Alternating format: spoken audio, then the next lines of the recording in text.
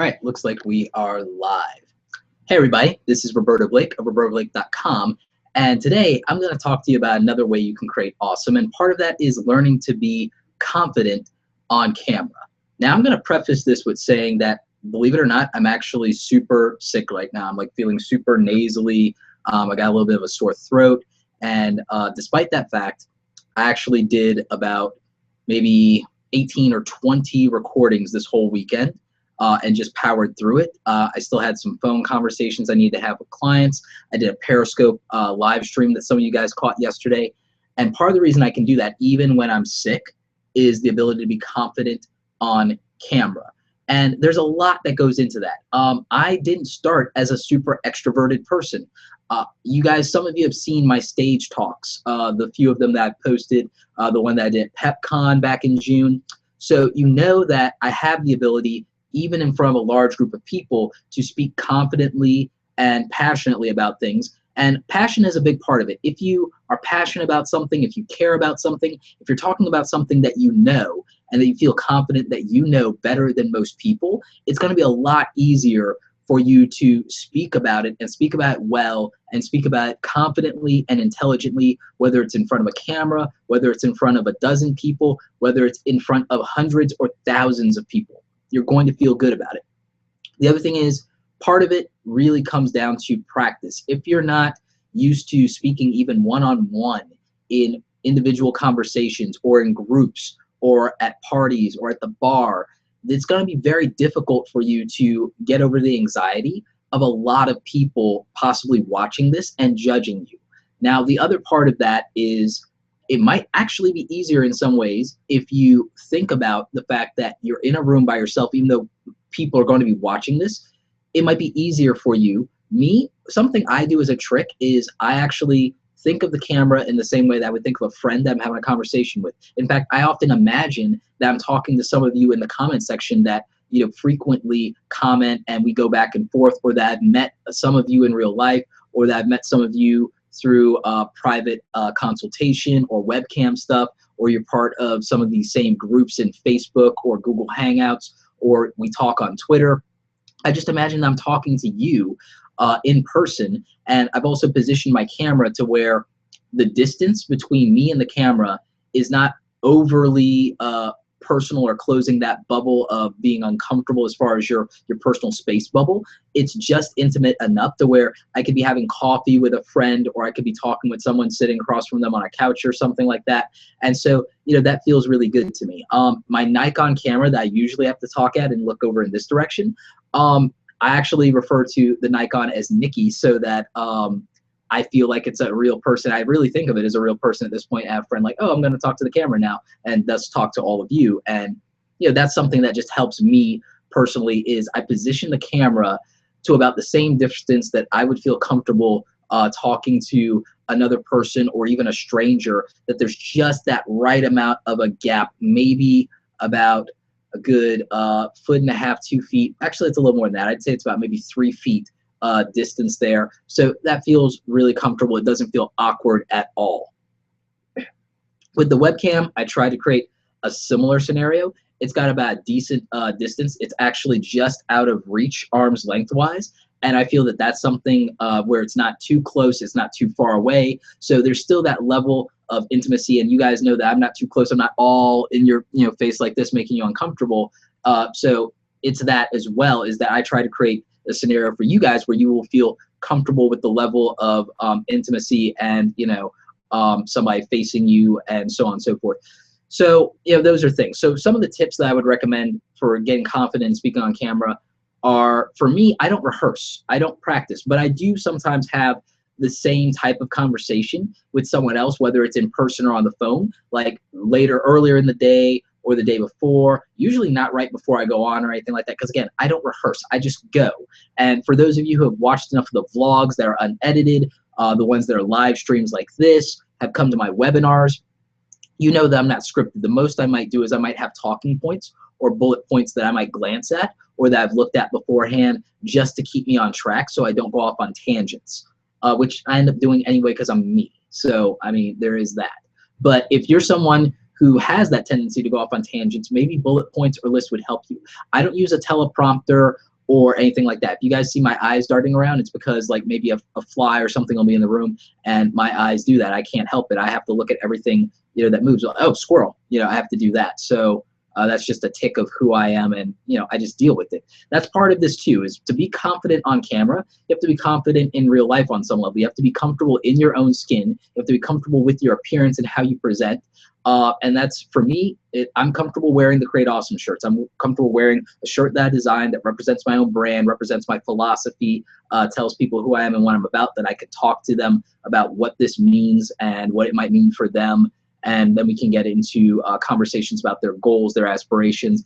And that's a conversation that I feel comfortable having. So the other thing is, you have to talk about things that you're very comfortable with. You have to be comfortable in your own skin, whatever that means for you. You have to be comfortable with the positioning of your camera and your gear. You have to be comfortable to feel like it's reliable. So a lot of this is practice, practice, practice. It does come down to feeling comfortable to have conversations, feeling, comfortable to speak to anybody, and feeling comfortable with the material that you're talking about and talking about what you know. So, you know, obviously the things that I'm comfortable with are a broad range of topics, but for you, it might be just one or two or three things. So you should stick with that. You know, I don't go out of my way to put on any kind of quote unquote show. You know, you see my desk, it's what it is. It's what I'm working with. It's that, oh, here are my Draplin field notes. You know, here's my, you know, mug for my pens. You know, here's my setup. I don't feel like I have to super clean this up for you guys to present it. It's just, here's what I'm working on. I work in real life, so this is what it is. You know, this is the stuff that I use. My desktop wallpaper, it's what I like to look at. It's Attack on Titan this month. Next month it might be Ruby. Next month it might be Final Fantasy VII. You know, it could be anything that I happen to be interested in at the time, or that I'm looking at to get inspiration and stuff for my sketchbook, or that I think is cool, or that I happen to be watching. So putting yourself in a position to feel comfortable, and maybe you're not comfortable being that open about who you are. I'm a big old nerd, and I don't bother to try to hide it. I feel some people make the mistake of trying to hide who they are, and it's what it makes them uncomfortable or makes them awkward, where as if you're just yourself, then you have to deal with the outcome of that. And I'd rather someone reject the real me than fall in love with a fake. So that's just what it is for me, and that's how I deal with it. Now, in general, building confidence, I would say that you have to give yourself opportunities to win. And what I mean by that is you have to do things you know or feel comfortable that you'd be successful at, and build up your confidence, build up your confidence. That's why I say create something awesome today at the end of the videos. Is I mean it. It's a mandate every day for you to give yourself an opportunity to win. So you can create something you care about, something you know how to do, something you're good at. You get to see that result every single day and feel good about it. And the more results you have, the more your internal confidence is building up, as far as, well, gee, I had a really good month. Look at all the stuff I made this month, or look at everything I accomplished this month or this week, or what I did yesterday. And then you can feel confident about a win. I get to look at, you know, I don't just look at the subscriber numbers, although I really appreciate the subscriber numbers. 45,000 now, so that's tremendous. Thank you everybody for subscribing. I think like 200 of you subscribed just in the last 24 hours, so that's amazing. Thank you. But I look at those things as wins. But even if I didn't have the numbers, or I had down numbers for the day or the week or the month, I would just look at, wow, look at all this quality content that I put out, or look at all these comments, look at all the people who, you know, did that. So or even if I look at the haters, I'm like, wow, look at all the people I made passionate enough about something to say something about, or to disagree with me, or look how comfortable people are disagreeing with me. So I just look at those things from a positive aspect as wins, and then I'm able to, you know, extrapolate from those wins and then feel comfortable to go on to the next thing, confident that, okay, it's likely going to be a success. The other thing I would say is, don't look at failures as something negative. Look at them as a growth and learning opportunity. Look, you know why I got good at a lot of the things I did? It was the mess up after mess up after mess up. It was trying, it was failing fast, and I got really good at it.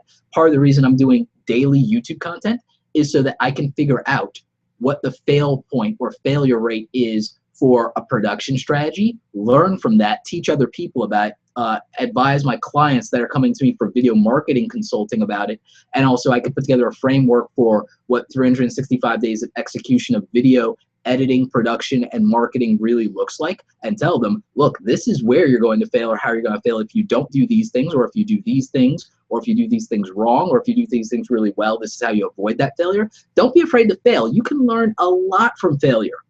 I think I've learned probably more from my failures than my successes. And I know that sounds cliche or trite to say, but look, if I didn't learn what was going to make for a bad video or make for a video that was going to be hard to edit, I would have gotten better and faster at them. If I hadn't gotten complaints about certain things with the audio and the live streaming stuff, I wouldn't have known that, you know what, I need to invest in this Logitech C920 and get this HD quality live streaming that's just so much better, and that this audio is so much clearer. And look, now I do the vlogs this way because I can go live. I'm going to go unscripted anyway. I don't really want to edit the vlogs so that you guys can just see my genuine, you know, thoughts, unedited, unscripted, uncut, unfiltered. And I want to do that. So just investing in the live streaming was the right move, and I learned a lot from it. And now I've learned from the successes of that, that was the right thing for me. So part of confidence is being okay to fail, learning from those failures, and then letting those learnings become the framework of your future success, and giving yourself those wins, recognizing those wins, doubling down on them, building up on those. That's what's going to make you confident, not only to be on camera, but in everything you do in life, from public speaking to pitching and selling yourself, to asking for raises or asking for job opportunities, or asking people out that you're interested in socially, or being able to work your way into new friendships and new relationships. That's the only way you're going to do it. Look, the confidence to generate relationships on thin air is where some of my sponsorship in YouTube came from, both whether that's an email to someone that I've never met, that has no idea who I am, the confidence to execute on that, or to send a tweet, or to a Facebook message. And that's created tremendous value for me, great relationships, things that have led to thousands upon thousands of dollars of revenue, or to new relationships that gave me access to resources or to new infrastructure. So the price that I would pay for not being confident would be pretty hefty if I went and I just let myself stay introverted, stay in my shell, stay unconfident, that I can create value for people, and that I can speak intelligently on something, or that I can put myself out there for scrutiny and criticism. So there is that aspect of it, of the opportunity cost of staying in your shell and being afraid. Fear costs you something. So I need you to understand that there is a value proposition in terms of, do you weigh the potential of victory and success more heavily than the fear of failure and ridicule? I want the things that will be considered success for me a lot more than I'm afraid of ridicule or criticism or failure. So if nothing else, super index on your own greed or self-preservation, or, you know, the thing that you want, and want it more and want it badly enough to risk failure, or to risk being told no, or to risk being rejected. Because what if it's yes? Do not snatch defeat from the jaws of victory. Far too many of you are snatching defeat from the jaws of victory. I am not even kidding. So I need you to stop doing that. I need you to really look at the opportunity to win and care about that a lot more than any anxiety or fear of rejection. Because when you get that win, you're gonna be like, wow, now I'm upset that I didn't do that sooner. Now I'm upset that I didn't do that more often. Or gee, what was I so worried about? They said yes really easily. Crap, I could have charged more, or I should have acted sooner. Or wow, what else did I miss out on because I was afraid? So there's that aspect of it. The other thing I would say is, where was I going with this? I had a train of thought, and now I lost it, because there was something really good that I was gonna say about the fear thing, and now I lost it, and I'm upset. But that's what happens when you go live, so I just have to deal with that. So I'm all upset. Oh, I know exactly what I was gonna say. Okay, so on the fear thing. The other thing of that is, if nothing else, if you can't index on the desire and the want and the need of success, I need you to feel guilty. I want you guys to imagine that if you've ever gotten any motivation from me, tips or advice that helped you in any way, imagine if I was afraid to put my real face out here to say these things, or I thought, oh, gee, who am I to say this or that, or someone's gonna neg me, or someone's gonna thumbs down, or somebody's going to criticize me. Now imagine if I had let that stop me. Now imagine that you wouldn't have gotten whatever I've ever done for you, or whatever relationship we have. Imagine that's poof, that's gone, because I never put myself out there, because I let the negativity get in my head and infect me. So now imagine that you would have been robbed of any value that you ever got. So if I had put you on to Stephen Looney or Will Patterson or Gary Vaynerchuk, like how would you have found those people if you found them through me? You wouldn't have. And whatever change that made in your life, you wouldn't have got. If my content made a change in your life, your career, your personal whatever, then you wouldn't have got that if I was afraid to get out here. So I need you to feel guilty and feel a little bad of who you might potentially be robbing of the awesome things that you can share and that you can create. Because I think if you feel either more guilty about that than you do afraid, it will make a difference. If you care more about the win and the victory that you can get and the relationships you can build and the potential life-changing benefits or financial benefits for you, then I think that you'll start winning and you'll do those things and you'll be more confident, whether it's on camera, public speaking, pitching yourself, tooting your own horn, marketing yourself effectively, whatever it is. That confidence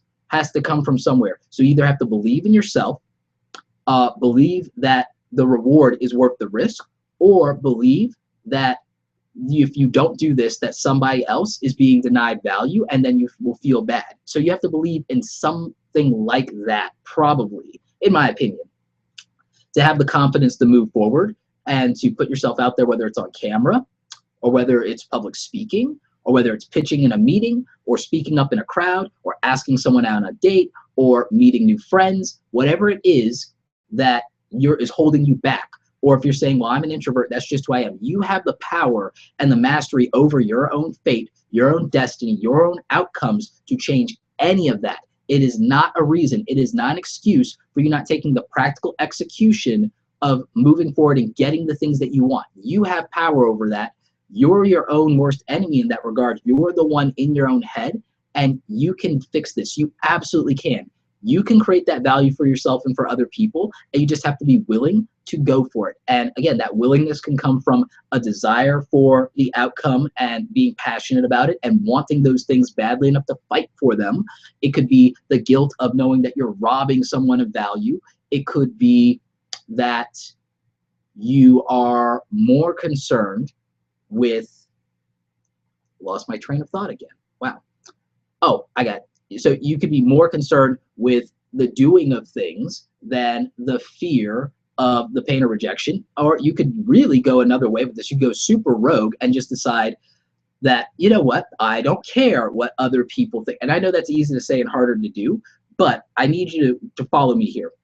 If you start getting very internalized or you're an introverted person, you could use this to your advantage, because what you could do is you could stop concerning yourself with what other people think are going to say and be more concerned with what you want and what you want to be doing, and get very internalized and be like, I need to do this. I need to do this. I don't care what anyone else says or do. I need to do this. I don't care how they feel about it. I don't care what their critique. You don't like it? Fine, go. You could go very rogue and very dark there and not have to so much come out of your shell so much as go super deep into, this is what I want, this is what I want, this is what I want. And maybe that would be your answer if you can't go the other route with, gee, I want to create value, or gee, I need whatever this outcome is because it takes me to the next level. If you can't go from a desire point, or you can't go from a sharing and a need to create value point, if you can't do any of those things, then I would say that part of it might need to be that you have to care enough about the doing or the execution of whatever your thing is. And in this case, it might be video. You have to care more about it than you care about what other people have to say about it.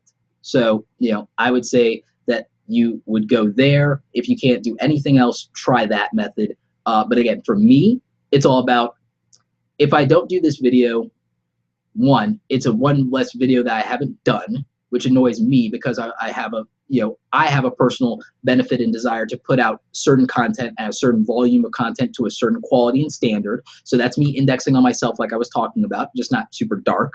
And there's the other part of, I want to create value for other people. I want to help these people, or they ask me a question that I feel I need to answer. So there's that part of it. Then there's the relationship building part of it. There's the victory part of it of, okay, I want to reach these goals, these milestones. I want to accomplish these things. I want self-improvement. I want to fail fast. I want to learn this thing. I want to understand it. I want to dissect it. I want to reverse engineer it. So, it's got to be that you care enough about something to actually follow through. And, that's what it is. Because if you don't, you'll continue to snatch defeat from the jaws of victory, and you really got to stop that. Now, let me see something real quick. There's 17 of you guys live. That is tremendous. Thank you. I know it's late at night. I know I sent out the thing and I did this, I did this very randomly, and I appreciate you guys hanging out with me.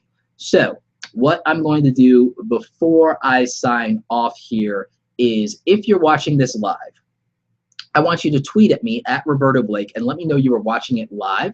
And if you have a question, I want to, if not tonight, tomorrow, I want to give you a Twitter video response directly to whatever it is you want to ask me about this live stream. So if you're watching it live, I want you to take that opportunity.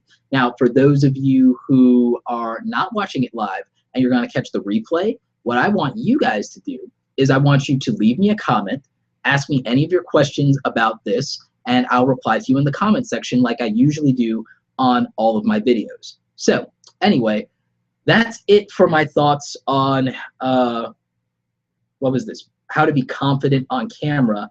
I went much longer than I wanted to or anticipated on this, especially for being sick, and especially for all the videos that I have to edit. So I need to really stop now with this ongoing tangent. I can't help myself. But yeah, no. So I need to do that. I really appreciate you guys tuning in and watching the live stream. I'm going to try to do more of these. I've been kind of slacking on the vlog every day in August thing, Veda, which is something that Amy from Savvy Sexy Social introduced me to. You should definitely check out her content over on Savvy Sexy Social if you haven't already. It's the same thing in YouTube, so it's fine. I'll probably leave a link in the description or something like that. But yeah, just go ahead and check that out, because she's a tremendous person, wonderful human being, and she's great at video marketing. So definitely check her out. I think she's at like 33,000 subscribers now, so go ahead and help her out with that. Anyway, like this video if you like it. Don't forget to subscribe if you're new. Check out all the other awesome content on the channel. As always, you guys, thanks so much for watching. And as always, don't forget, create something awesome today. Now, I need to stop, and I need to either take some medicine or get some rest or do some work or do all of those things.